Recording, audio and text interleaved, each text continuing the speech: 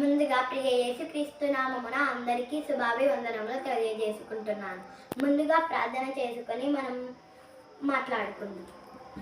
పరలోకమ తండ్రి, ఇంత సమయాన్ని ఇంత భాగ్యాన్ని దయచేసిన దేవా, నీకే వేలాది వందనాలు, స్తుతులు, స్తోత్రాలు చెల్లిస్తున్నాం తండ్రి.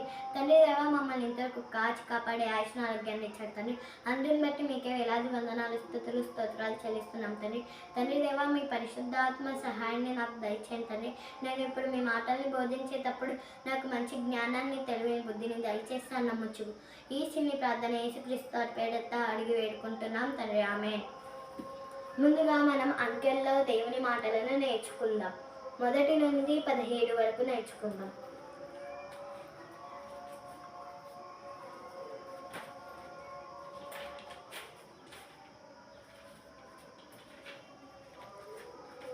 ఒకటి, దేవుడొక్కడే.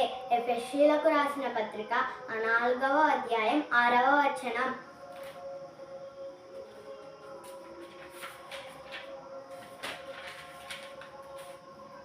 2 నిబంధనలు.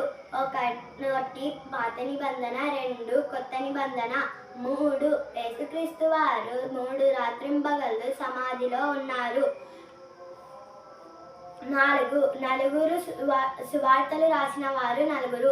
మత్తయి సువార్త, మార్కు సువార్త, లూకా సువార్త, యోహాను సువార్త. 5 బుద్ధి కలిగిన కన్యకలు 5.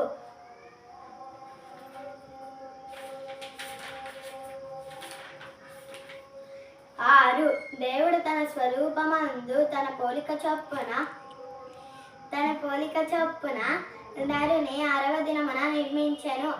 ఆదికాండం 1వ అధ్యాయం 42 నుండి 49 వరకు.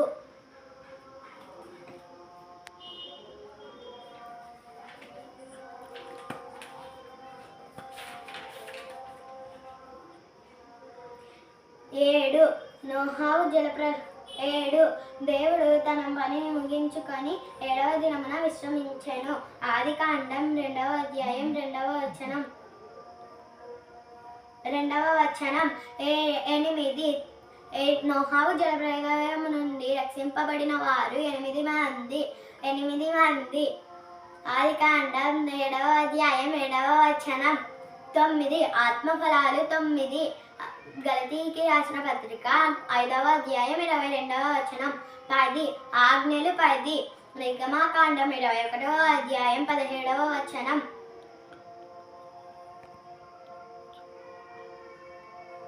ఆత్మఫలాలు 9 అవేవనగా ప్రేమ, సంతోషం, సమాధానం, దీర్ఘశాంతం, దయాళుత్వం, మంచితనం, విశ్వాసం, సాత్వికం, ఆశానిగ్రహం. 11 పెంతకోస్తు పండుగ దినమున 11 మంది అపోస్తులతో పాటు పేతురు గారు కూడా పవిత్రాత్మను పొందారు.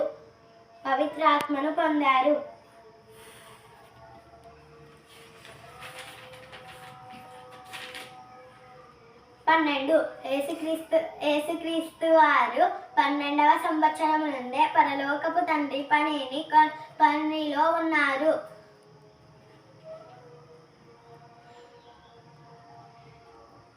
13 12 మంది అపోస్తులతో పాటు పౌలు గారు కూడా అపోస్తులలో చేర్చబడ్డారు. మత్తయి సువార్త 10వ అధ్యాయం 2వ వచనం.